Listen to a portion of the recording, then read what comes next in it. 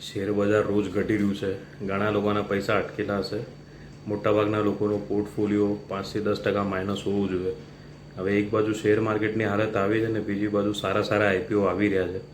હવે મેઇન બોર્ડમાં હજી એક આઈપીઓ છે, 22 તારીખથી સબસ્ક્રિપ્શન ચાલુ થશે, એનવીરો ઇન્ફ્રા એન્જિનિયર્સનું. હવે આની પણ પ્રાઇસ બેન્ડ ખાલી 140 થી 148 છે. ઘણી સારી છે ફંડામેન્ટલના હિસાબે. એક લોટમાં 101 શેર છે, એટલે જો તમારે મિનિમમ ઇન્વેસ્ટમેન્ટ કરવું હોય તો 14,948 રૂપિયા લાગશે. મેક્સિમમ 13 લોટનું તમે ઇન્વેસ્ટ કરી શકશો. એમાં 1313 શેર આવશે અને એમાં તમારું ઇન્વેસ્ટમેન્ટ જશે 1,94,324નું. હવે આ કંપની શું કરે છે, કંપનીઓ અને જે સરકારી એજન્સીઓ હોય એ લોકો માટે વોટર વેસ્ટ ટ્રીટમેન્ટ પ્લાન્ટ્સ અને વોટર સપ્લાય પ્રોજેક્ટ્સ રિલેટેડ જે બી કામ છે, ડિઝાઇનિંગ હોય, કન્સ્ટ્રક્શન હોય, મેન્ટેનન્સ, ઓપરેશન, આ બધું કામ પૂરું પાડે છે. અચ્છા, વોટર વેસ્ટ ટ્રીટમેન્ટ પ્લાન્ટ્સમાં સીવેજ ટ્રીટમેન્ટ પ્લાન્ટનો પણ સમાવેશ છે. એટલે આખો પ્લાન્ટ આવી રીતે કંપની બધું ઊભું કરીને આપે. કંપનીનો પ્રોફિટ ગ્રોથ ઘણો સારો છે. ફાઇનાન્શિયલ યર 21-22માં 34.55 કરોડનો પ્રોફિટ હતો. 22-23માં ઓલમોસ્ટ ડબલથી ઓછો વધીને 54.98 કરોડ થઈ ગયું. પછી ડબલ વધીને 2023-24માં 110.54 કરોડનું થઈ ગયું. એટલે પ્રોફિટ ગ્રોથ ઘણો સારો છે. આજે જૂન ક્વાર્ટર ગયો એમાં પણ 30.78 કરોડનો પ્રોફિટ થયો છે.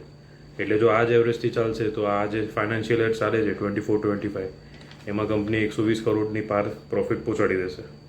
હવે પ્રોફિટ માર્જિન પણ 15% છે, કેમ કે કંપનીનું ઓવરઓલ કામકાજ સારું છે, એમની મેનેજમેન્ટ ટીમ સારી છે, બધું ઇનહાઉસ જ છે, વધારે એમને કંઈ સોર્સ કરવું પડે એવું કંઈ છે નહીં. એટલે આઈપીઓના પૈસા જે આવશે એનાથી કંપની અમુક પોતાની સબસિડિયરીમાં ઇન્વેસ્ટ કરશે, અમુક પ્રીપેમેન્ટ રીપેમેન્ટ બી કરવાની છે.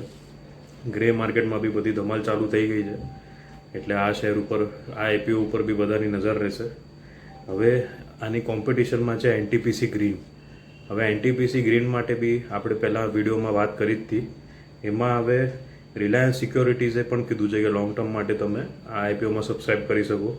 એસબીઆઈ સિક્યોરિટીઝ અને મહેતા ઇક્વિટીઝ આ બેઉનું પણ એવું જ કહેવું છે કે લોંગ ટર્મ માટે એનટીપીસી ગ્રીનનો શેર સારો છે. હવે આજે એનએસસી એસએમઈમાં લીનમ નિનન્સનું પણ લિસ્ટિંગ થઈ ગયું. અંદાજ હતો જ કે શેર પ્રાઇસ ઓછું છે એટલે સારું લિસ્ટિંગ થશે ને એવું જ થયું. 66.88% પ્રીમિયમે લિસ્ટ થઈ ગયો. 20-24 હતી ઇશ્યુ પ્રાઇસ ને 40.05માં લિસ્ટ થઈ ગયો શેર. પણ થોડું પ્રોફિટ બુકિંગ થયું એટલે છેલ્લે પછી 38.05ના લેવલ પર બંધ રહ્યો. તો પણ આજે જે લોકોને એલોટમેન્ટ થયું હોય એ લોકો આજે 58.54% પ્લસમાં છે, જે ઘણું સારું કહેવાય. બીજું એનએસસી એસએમઈમાં આજે ઓનિક્સ બાયોટેકનું સબસ્ક્રિપ્શન પૂરું થઈ ગયું. સાંજે 6 વાગ્યા સુધીમાં 198 ગણું ભરાઈ ગયું હતું. એટલે આને બી રિસ્પોન્સ ઘણો સારો મળ્યો છે.